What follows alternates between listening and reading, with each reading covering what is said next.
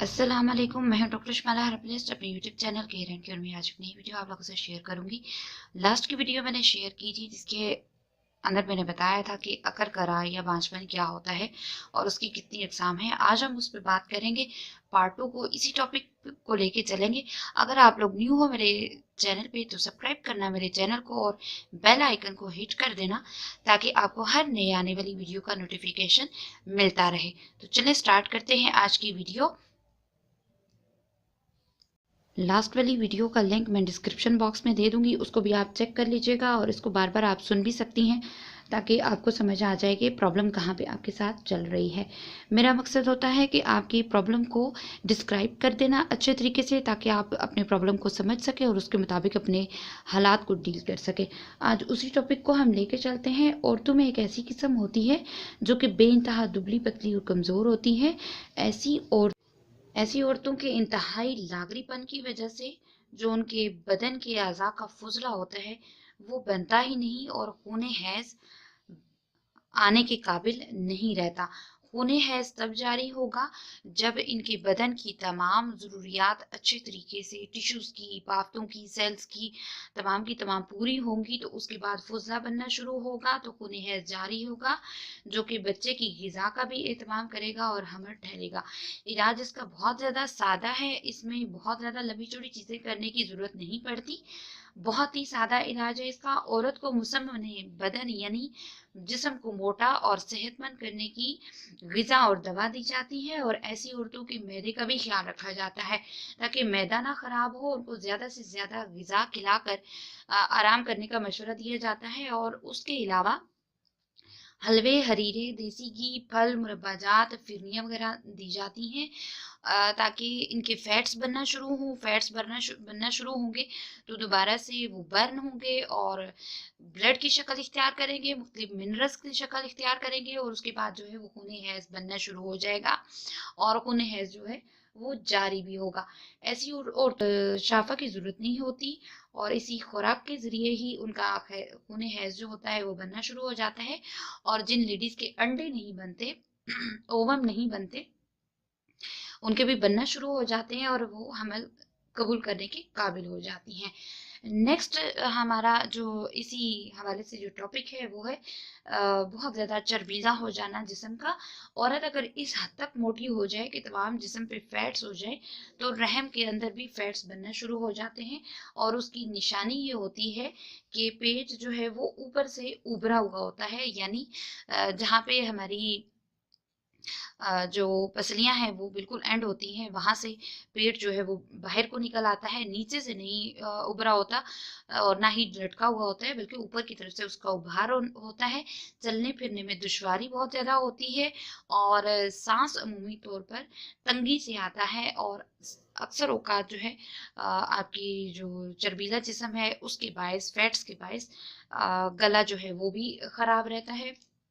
अगर पेट में थोड़ी सी भी री बन जाए तो बहुत तंग करती है और ऐसी खवातीन की फर्ज का मुंह यानी विजाइना का मुंह बहुत तंग हुआ करता है और ऐसी औरतों को अगर हमल ठहर भी जाए तो थोड़ा बड़ा होकर थोड़े महीने का होकर गिर पड़ता है और हम इसका असूल इलाज जो हम इसमें करते हैं हर्ब्स में खवातीन को दुबला पतला करने की तदाबीर की जाती हैं।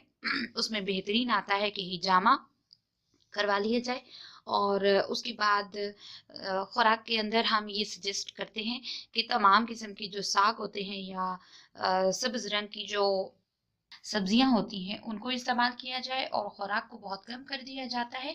ज़्यादातर सलाद पे चलाया जाता है ताकि जो आपकी फैट्स हैं वो बर्न होना शुरू हो जाएं।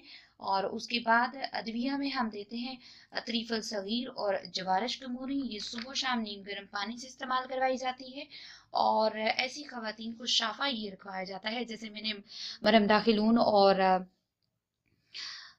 माजू का शेयर किया था इसी तरीके से शाफा रखवाया जाता है जो कि ग्लिसरीन और ज़ाफ़रान का होता है। इससे होता क्या है कि जो फैट्स होते हैं रहम के अंदर जो चर्बीलापन बन जाता है उसको तहलील कर देती है, और कोई इस तरीके का साइड इफेक्ट नहीं होता है। जितनी भी चीज़ें मैं आप लोगों से शेयर कर रही हूँ उसका कोई साइड इफेक्ट नहीं है। अगर हर्ब्स को पूरे तरीके से अच्छे तरीके से समझकर इस्तेमाल किया जाए तो उसका कोई साइड इफेक्ट नहीं होता। अक्सर लेडीज़ का जो है मुझसे क्वेश्चन करती हैं कि मैम इसका बता दें कि कोई साइड इफेक्ट तो नहीं होगा। तो बहन मेरी, साइड इफेक्ट किसी चीज़ का नहीं होता। अगर आप उसको मिस यूज ना करो, आप गलत तरीके से उसको इस्तेमाल नहीं करते, या किसी चीज़ का आपको इस्तेमाल आता नहीं है फिर भी आप इस्तेमाल कर रही हैं, तो डेफिनेटली आपको साइड इफेक्ट होगा। उसमें प्रोडक्ट की गलती नहीं होती, उसमें किसी दवा की गलती नहीं होती, बल्कि गलती हमारी अपनी होती है जो हम गलत तरीके से इस्तेमाल कर रहे होते हैं। अब नेक्स्ट हम बात करते हैं, अभी जिस टॉपिक पे मैं बात करने लगी हूँ इसी से रिलेटेड है, लेकिन इस चीज़ की शिकायत बहुत खवातीन करती हैं। कुछ ऐसी खवातीन होती हैं जिनके रहम में गलीज मवाद पैदा हो जाता है और उनमें खून हैज जो है मुकम्मल तौर पर खारिज नहीं होता और रहम साफ नहीं होता। इस वजह से रहम हमल कबूल करने के काबिल नहीं होता। और ऐसी औरतों की कुछ निशानियां इस तरीके से हैं, बहुत गौर से सुनने के पॉइंट है, इस चीज़ को थोड़ा नोट कीजिएगा। सोबत के वक्त रहम से हवा खारिज होने की आवाज़ आती है, और ऐसी औरतों के इलाज में हम कैस्टर ऑयल का जलाब देते हैं, मतलब कैस्टर ऑयल के ज़रिए उनको मोशन दिया जाता है। और अरब गुलाब, अरब सौंफ हम वज़न मिक्स करके नीम गर्म करके दिन में 3 बार एक तकरीबन कप उनको दिया जाता है खाना खाने के बाद। और रात को गुलकंद खिलाया जाता है ताकि उनकी जो कब्ज़ वगैरह है वो भी रफ़ा हो सके। इस तरह औरतें जो है वो हमल कबूल करने के काबिल हो जाती हैं। अब जितनी चीज़ें मैं यहाँ पे आप लोगों से शेयर कर रही हूँ वो तमाम की तमाम हमारी तजर्बे में हैं, जिनको हम अपनी इम्प्लीमेंट करते हैं अपने क्लिनिक के अंदर। और अब बात करते हैं अगली किस्म की। कुछ खवातीन के अंदर या रहम के मुंह पर वर्मे सलब सोलोल यानी जख्म बन जाता है, और उसके अलावा एक पर्दा बन जाता है। इसमें मर्द का स्पर्म जो है वो रहम की तरफ सफर नहीं कर सकता, जिससे हमल कायम नहीं होता। और इस बात का इल्म मर्द और औरत दोनों को हो जाता है कि अंदर की तरफ जो है वो सफर नहीं कर पा रहा स्पर्म। और बहुत ही वाज़ेह तरीके से इसकी निशानियाँ, मेरा पॉइंट जो है वो हिंट आप लोग समझ गए होंगे, जो लेडीज़ मैरिड हैं उनको पता चल गया होगा कि मैं क्या कहना चाह रही हूँ। और इसका जो इलाज होता है वो सिर्फ सर्जरी होता है, और ये बहुत ही सेंसिटिव चीज़ होती है। समटाइम ऐसा होता है कि खुदा न खास्ता अगर सर्जरी ख़राब हो जाती है तो फिर यूट्रस पूरे का पूरा रिमूव करना पड़ जाता है।